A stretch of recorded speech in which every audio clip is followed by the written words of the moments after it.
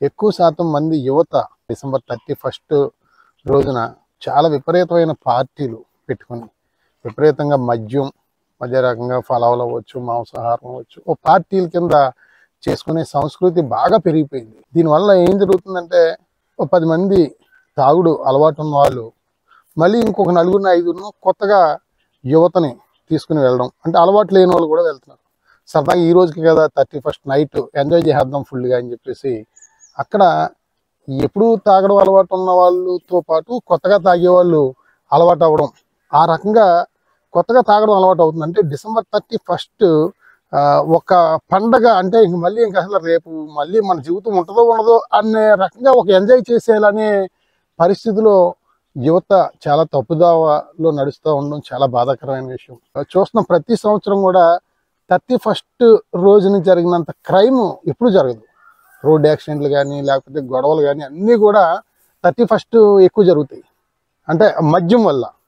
తర్వాత ఇంకొకటి ఏంటంటే ఇవాళ ప్రతి ఒక్కరూ ఎక్కువ శాతం మద్యానికి బానిసలు అయిపోవడానికి కారణం ఏంటంటే 31 కూడా ఒక వేదికలాగా అయిపోయింది. అంటే అదొక పండగ మద్యం తాగడానికి అన్న ఉద్దేశంతో. అంటే సంతోషం వచ్చినా తాగడం అలవాటు అవుతుంది, బాధ వచ్చినా కష్టం వచ్చినా తాగడం అలవాటు అవుతుంది. అంటే సంతోషం వచ్చింది ఏదో కలిసి వచ్చింది పార్టీ, కష్టం వచ్చింది సమస్య వచ్చింది బాధ తట్టుకోవడానికి మళ్ళీ మందు పార్టీ. ఈ సంతోషం శాశ్వతం కాదు, సమస్య శాశ్వతం కాదు, కానీ మద్యం సేవించడం శాశ్వతం అయిపోతుంది మనిషి జీవితంలో. ఆ రకంగా చిన్న వయసులోనే మద్యానికి అలవాటై తల్లిదండ్రులకి దూరం అవడం, చాలామంది భార్య బిడ్డలకి దూరమై అనాథలవుతున్న పరిస్థితి జరుగుతూ ఉంది. దయచేసి ప్రతి ఒక్కరికి కూడా చిన్నవారికి పెద్దవారికి అందరికి కూడా చేతులు జోడించి నేను కోరుతా ఉన్నాను. డిసెంబర్ 31 చేసే ఈ మద్యపానం, మాంసాహారం, చలవిడిగా చేస్తున్నటువంటి విషపూరితమైనటువంటి ఈ యొక్క విధానాలను మాని ప్రతి ఒక్కరూ కూడా డిసెంబర్ 31ని ఒక కుటుంబ సభ్యులందరితోని, మీ భార్య పిల్లలతో, తల్లి తండ్రితో అందరితోనే సంతోషంగా 2024 ఈ సంవత్సరంలో జరిగిన మంచి చెడులు కష్ట సుఖాల గురించి చర్చించుకుని మనం తెలియక చేసిన పొరపాట్లు కానీ తెలిసి చేసిన పొరపాట్లు కానీ రాబోయే రోజుల్లో జరగకుండా ఉండడం కోసం ఏం చేస్తే బాగుంటుంది అనే ఆలోచనతో మీరందరూ కూడా కుటుంబ సభ్యులందరూ కూడా మంచి వాతావరణంతో కుటుంబ సభ్యులందరూ కలిసి భోంచేసేలాగా, కుటుంబ సభ్యులందరూ కలిసి చర్చించుకునేలాగా, కొత్త సంవత్సరం ఏ రకంగా మనం ముందుకు వెళ్దాం అనేది చర్చించుకుని ఒక పుస్తకంలో నోట్ చేసుకునేలాగా మనం ఏమేం చేయాలి, మనం చేసిన తప్పులు, మన కొత్త సంవత్సరంలో చేయాల్సిన మంచి పనులు ఒక బుక్లో రాసుకుని దాన్ని 100% అమలు చేసే విధంగా మరి ప్రతి ఒక్కరు కూడా సంసిద్ధులు కావాలని చెప్పేసి తెలియజేస్తూ ప్రతి ఒక్కరూ సంతోషంగా ఉండాలి.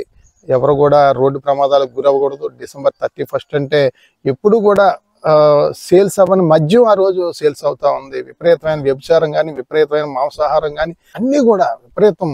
పిల్లలందరూ కూడా రాత్రులు 12-1 గంట వరకు కూడా సైలెన్సర్ తీసి బైకుల మీద విపరీతంగా తిరిగే పరిస్థితులు వద్దు.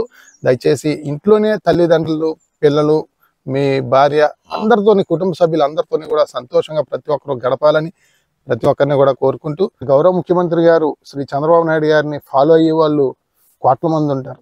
శ్రీ పవన్ కళ్యాణ్ గారిని ఫాలో అయ్యే వాళ్ళు కోట్ల మంది ఉంటారు. శ్రీ జగన్మోహన్ రెడ్డి గారిని ఫాలో అయ్యే వాళ్ళు కోట్ల మంది ఉంటారు. అదే రకంగా సినీ ప్రముఖుల్ని ఫాలో అయ్యేవారు లక్షల మంది, కోట్ల మంది ఉంటారు. మీ మాట కూడా డిసెంబర్ 31 మద్యానికి వీటికి దూరంగా ఉందాం, మంచి ఆహ్లాదకరమైన వాతావరణంలో ఈ సంవత్సరం అంతా జరిగిన మంచి చెడులు కష్ట సుఖాల మీద కుటుంబ సభ్యులతో చర్చించుకుని రేపటి నుంచి నూతన కార్యక్రమం మొదలు పెట్టండి. మనలో ఉన్న చెడును వదిలేద్దాం 31తో. మీ కుటుంబ భవిష్యత్తు కోసం, మన గ్రామాల భవిష్యత్తు కోసం, మన రాష్ట్ర భవిష్యత్తు కోసం మంచి ప్రణాళిక వేసుకుందాం 31. రేపటి నుంచి మంచి మరికొన్ని కొత్త మార్పులతో కొత్త జీవితం ఇంకా ముందుకు వెళ్దామని చెప్పేసి ఒక పిలుపునివ్వాలని చెప్పేసి రాజకీయ నాయకుల్ని, సినీ ప్రముఖుల్ని అందరినీ కూడా ఈ సందర్భంగా నేను కోరుతా ఉన్నాను. ఎందుకంటే మేము మాట్లాడేది కొంచెం మంది వినొచ్చు, కొంచెం మంది చూడొచ్చు.